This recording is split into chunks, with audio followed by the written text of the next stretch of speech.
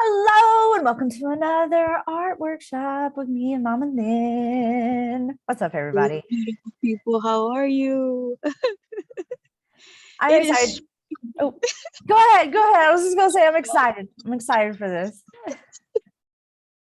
So here we are. Some of you are on spring break. Some of you are, back in school already, depending on what union it depends. But it's a beautiful time. It's a beautiful time. And one of the things that's been coming up a lot is the word transition.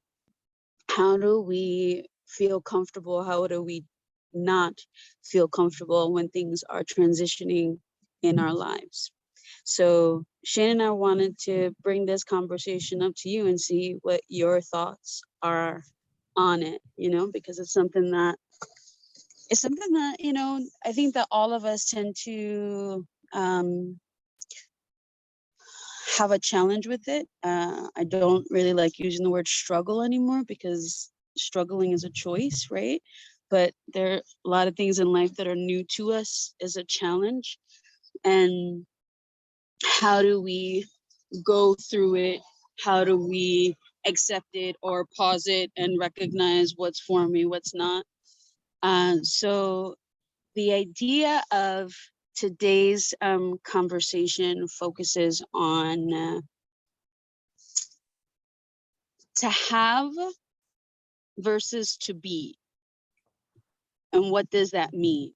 Oh, Like when you say, I have a boyfriend or a girlfriend, as opposed to I am in this relationship. Like what is the meaning behind the two? Do they mean the same thing to you? Like do we, have we ever really broken it down what it means when we use these words? That's something to think about. So to have means what, Shane? To have is to ownership. me, yeah, I was just getting ready to say that ownership. Like that to me, the distinction between those two statements is this is a co-creation versus a possession. You know what I mean? Um, and language is important. It can do like even subtle things can shift subconscious thoughts, which is really our subconscious is what's really driving the bus. That's terrifying to think about at first, is like, oh wow, 98% of my decision making is subconscious, which is like, How could that be when we're so caught up in thinking, right? right. Right. So language is important because it's feeding your subconscious too. The things that you say, and those words and the attachment to those words have meaning. The very first thing that came up in my head was how many times I've been in a space in a workshop with students, and when we talk about what we want, a lot of times money comes up. And like if you even look at that, it's like, what does it mean to have money as opposed to what does it mean to be abundant? Mhm. Because you can run out of money, but if you are abundant, then money is going to continue to come in. So you can have money, but you could spend it all and then be broke. But if you are abundant, then you have a constant flow of support in monetary means. So that's deep. And to add on to that, the idea of like, I gotta have this money, or I want to have this money, as opposed to, because that's like, again, you're putting it in a placement of, it is not mine yet, it's not within my reach, I need to obtain it, as opposed to, I'm doing this and I'm doing that and I'm doing this, and sometimes those things aren't even related in your thought process to money, but because you are living abundantly, the money comes along with other things that you weren't even expecting, right? Right. That whole becoming, I love the concept of that. Like you can say, I want love, but if you become loving, typically those things are going to naturally gravitate towards you because you are embodying that energy. I think Right. that's beautiful. If you acknowledge the love that is already there. And it's so interesting because like when I always refer back to children, if you have any younger cousins or you have any younger siblings, or even in school, we always catch people saying, don't call people stupid, or don't call, basically don't call people outside their names, because if you do, what's going to happen? The longer you say something to someone, they're going to start believing it, right? Cool. And so the longer you say something to yourself, you're going to start believing it. So let's look at what we're saying to ourselves, right? So if I gotta catch that money, or I gotta finish that school, I have to finish school, or whatever it is that's keeping you either like in a state of worry or in a state of like concern or thought. If we just simply look at the language around that and see, how can I be more gentle with my possibility? How can Mm, I be more open to what's really there for me, as opposed to just like what I'm seeing right here? Like, this friend's not talking to me right now, and that's my life right now. No, let's expand a little bit more. It's bigger than that, right? So, you know, acknowledging ourselves, and that's huge. And so every single day, the little tiny ways that we show up to that make it a whole, right? It's not something that you can do in a day or in a month. Shoot, I'm 47 and I'm still opening it.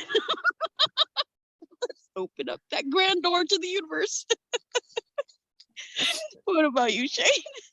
I was just like, no, I love that. And I think that it speaks on one of the other things that I was thinking of about this conversation is like oftentimes when we reach to grab things, and if they're material things, it's because we're seeking a feeling. In marketing, we have a saying, it's like you don't market products, you market emotions. Like you're trying to sell people on the idea that this thing, whatever it is going to make them feel a certain way or get them to point from point A to point B, right? But it's like, what if we could even pinpoint that? Like, what is the emotion? What is the feeling you're attempting to feel by having all these things?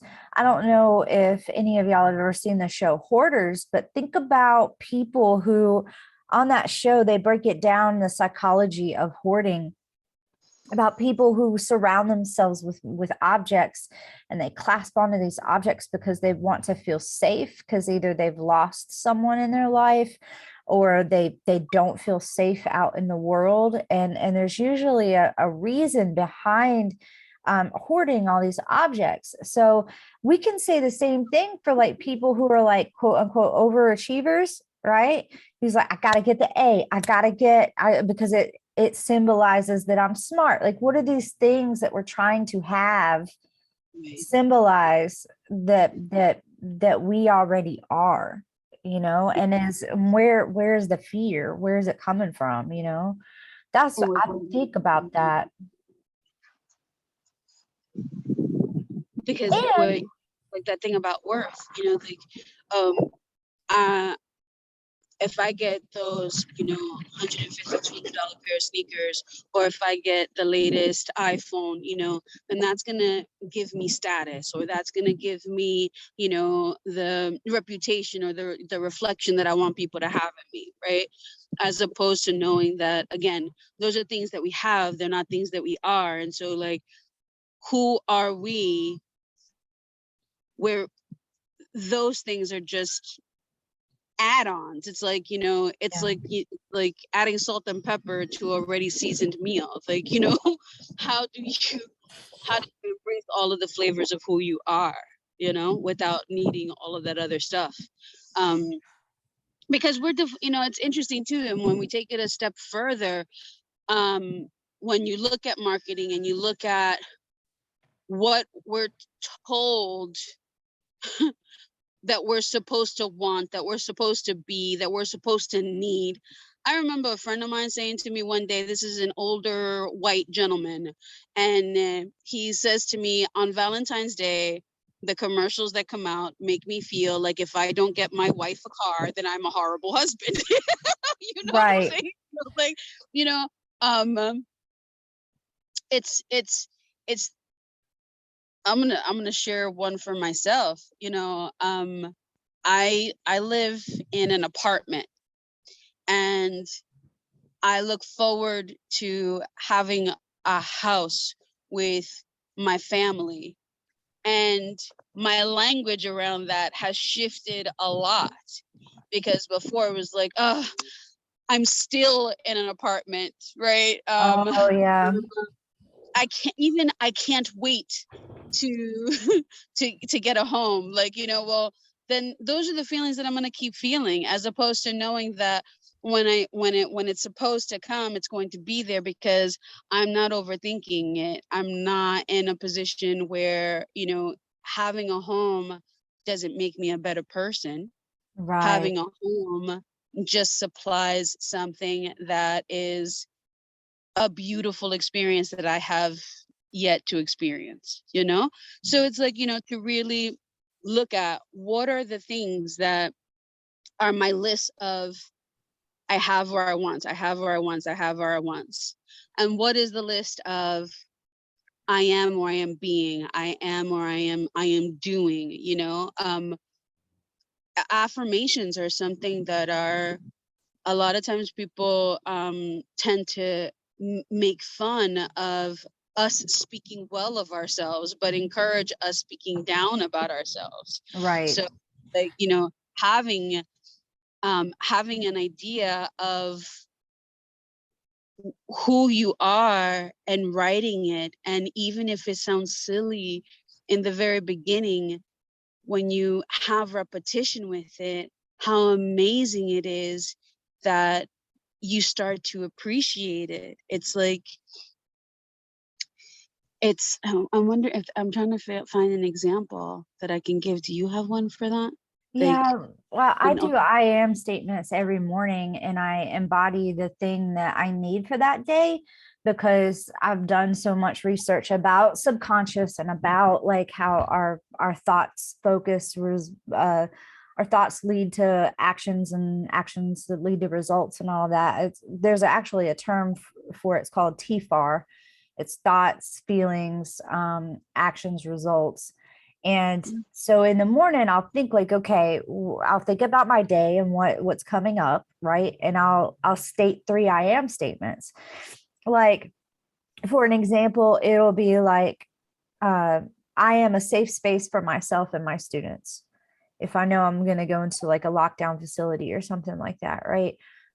So I'm planting the seed in my subconscious to embody that thing. So my brain is going to look for things throughout the day for me to gravitate towards that, and to become that, and to shift my thinking into being that thing. So at first, when I first started doing it, it was like really weird. And now it's like I'm loud. I put my arms up. This is also a power stance, y'all. When you put your arms up like this, and you're raising your body. The kangaroos do it too. It's really funny to see them do it. They're like, "Come at me, mate," you know. But now it's like it feels so good to do, and it's like I it strengthens me to state them, you know. But at first it was awkward and it was weird, and it felt like I'm not really sure I am this thing. But then, once you start doing it and you see the results of it and you are benefiting from it, it becomes something that you really look forward to doing every day. So that's my example. And I want to say this before I forget too. Just sidestepping, going back to the hoarders thing. I also just it came to my mind. Uh, the more you try to get the stuff to avoid becoming the thing, it actually does the opposite. So if you're hoarding things in your house to feel safe, what's going to happen? You're going to end up being unsafe, because your home has these towering things that could fall on you, and now you can't get to your bed, and now it's difficult to walk through the hallway because there's all this stuff, right? And so I just want to offer that as an invitation too. Like, it's perfectly fine to like want and desire a better life and these things, but there has to be a balance, right? If we're getting too much material things, then it actually is a detriment. It's detriment means it's a danger, right? It's a danger to us as opposed to actually benefiting us. And I just thought about that and I was like, whoa. Well, it's like anything that we do too much of, like even like, hoarding or filling your spaces with material things. It's one step closer to isolation and removing yourself from other humans. Like if you're a hoarder, there's going to be less people that you're going to have in your home. Yeah. If you feel like you can obtain everything and that these are the most important things, it also starts to shift the way that you feel an importance on humankind, because I, it's shifting the way that you feel about the eye. I wonder if So there's also like the flip side of that too. Like, you can say I am kind and you can become you can embody being kind, like I am a kind person. But if you're too kind, now you're a doormat and everybody's walking all over you. So it's like it really is like you gotta keep yourself in check. right, everything in moderation, right? Chocolate is good for you, but not every day. Right, right. um so I think that would be a really great way to start looking at where your focus is. And I would encourage you to write down your list. Like, just get a piece of paper and scatter it around. Maybe choose two different colors, one color that's for your house and one color that's for your I ams or my beings, so that you can start seeing for yourself which color is dominating your page and how does that make you feel. Ooh, So if we're talking about a have, maybe even taking it a step further after that sheet is done and saying, well, why is this a have for me? What do I feel in having this? Because then it takes you back to what Shane was saying about, if you go back to the feeling of what that have is bringing you. So let's say that have for me is getting my nails done, right? I have to get my nails done. I need those stiletto nails. That's on there, and I'm going to put it in a nice green color, right? What is it that having those stiletto nails do for me? Well, those stiletto nails have me feeling pretty. Those stiletto nails have me feeling trendy, like I'm a bad itch. You know what I'm saying? Like, so, like, right. right? Okay. And I get that. And that could be a choice if it's coming from a place of empowerment, right? But not something that you're doing as a supplement for it, right? Right. So what are other ways that I can feel like I'm it, right? Maybe that's doing my affirmations in the morning, waking up and affirming that this is going to be a good day, knowing that I'm going to have an awesome time with the people that I engage with, because there's a lesson to be learned everywhere I go, whatever the lesson might be, right? So Right. really showing up to what your day has for you. I think that's something to keep in mind as you're doing your list. Awesome. I am going to take before earlier when we were talking about this, Lynn said that it was like a pocket, right? What are the things that you're putting in your pocket? And those are the things that you have that you want. And then outside of that pocket, that could be the things that are you're becoming, or that you're being, right? So I'm going to do that. I'm going to draw a pocket, and that'll be like just super easy. I feel like would be super easy. So let me see if I can spotlight this. Okay, cool.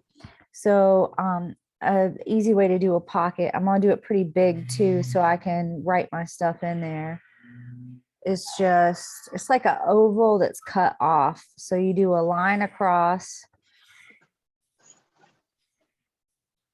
and then you come down in a big U.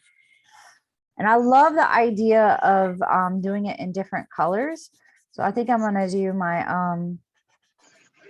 halves in black and the things that I'm being in blue.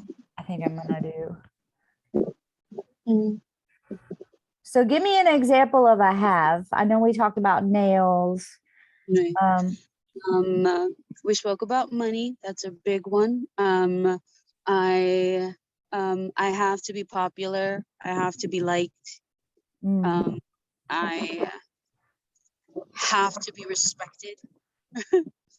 And that's, and think about that for a quick moment, because listen to the words that I'm putting in there. The idea that having this means having to need this means that I'm saying it's not something that's already within, which mm. means that I'm never really going to have it then if it's external. Ooh. So having to be respected, if I don't respect myself, no matter how much I want it from other people, if I'm not reflecting that, all it's going to do is weigh me down, right? So I have having to be respected, um, having money, um, having um, Ooh, freedom. I don't like to be tied down. And so I'm always like, that's something that I kind of cling on to. Like I'm always looking for um a way to be in control so that I can flex my freedom. Ooh, control. Ooh, control. I didn't mean to come from my own feelings. I didn't mean to. um, I'm trying to think of material things that, you know what, really good food. Like, um, having like, or wanting, needing to have a really high number of followers. oh, okay. Put that in there. I put beauty because like I've been trying to work on the house and remodel it and like it's that transition phase. It's in between like where it is and where I want it to be. And every time I go in the bathroom and I look at the wall and I'm like, I want to do a mosaic there, but every time I look at the wall, I'm like, well, it certainly does not look beautiful yet. It's like, Oh, poor wall. That wall wants to feel loved. right. You're so beautiful. We need to give you a facelift. We need to do something special. Right. I'm gonna spring you up. I'm gonna um, say friends too. friends. Um, uh, I have to. Um, how would we word this? Like the idea of like having to be a part of certain groups that um you feel forced into, either in school or in your where you live or in your family, like Mm. um because that's a huge one. That's one that really, like, it impacts us when we feel like we have to be a part of certain groups where we don't want to be there, and so we don't really know how to show up to them. Oh, um well, yeah. And why do we feel like we have to be there? Is it oh, obligation. what is it? Obligation. Obligation. Obligations, yeah. um I'm gonna put I'm gonna put being nice too. Sometimes I'm mm, too nice. yeah. Yeah. Okay. um yeah, that's a good one. All right. Let me think about, let's see, what about the things that I'm being? Um, um I'm being thoughtful, true. Thoughtful, okay. uh, reflective, yes. even just doing this workshop. In truth. Ooh, and truth. truth. Because that's a hard one. I'm a person who loves to meditate, but I also like trap music. And I felt like those two things couldn't go together. And I'm like, why can't they? If it's Oh, good for me. whole. I'm gonna put whole because you're a whole person. You can be, but you are both, you know? Exactly. And that's all right. Haters are gonna hate. Let them. That means you're doing something right. Let's see. I'm gonna say creative too. Mm, Mm. open. Ooh, I love open. Oh, Um, and willing. ooh. Um, I feel like fear should be there, and I feel kind of like I don't know. There's something in me that's saying that it should be in both because it is something that weighs us down, but it's something that also like it can inspire us to move to the next part because I don't know. Ooh. Okay. Hang on. I got an idea.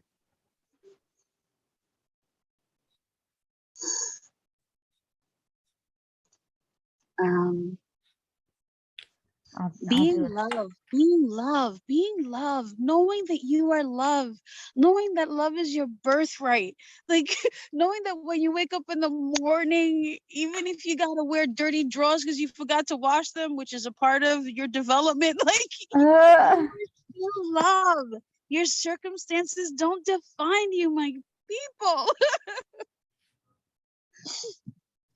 um flow. like sense of humor, like really being able to laugh at yourself. Silly. Yeah. Silly. Playful, curious, exploring, like, you know, I'm gonna put as like y'all, I didn't mean to cut you off. I'm gonna put some like lines here just because like I really like the idea of this like being a transformative, like flowy type thing. So y'all can feel free to like design yours however. And maybe even think about the way you do your words. Like playful to me was more in cursive, and so was love. Like some of these might feel more solid than they are flowy. But I just Mhm, wanted to mhm, say that. mm, Hmm. I think of what else. thinking. Did we put curious or exploring? Oh yes.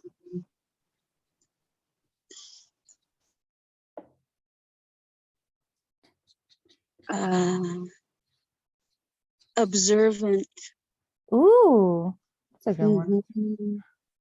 We're so quick to respond a lot of times, and if we just take that moment to really sit back and observe what the moment is offering, a Mhm. lot of times you'll see that it ain't about you. Right, that part. I'm gonna put I mercy.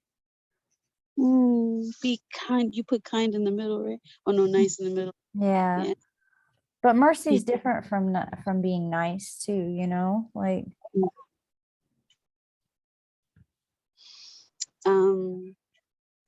Um, connection to nature on the outside. oh yeah. So I'm So gonna nature doesn't speak back to you the way that humans and creatures do. You have to listen in a different way to nature.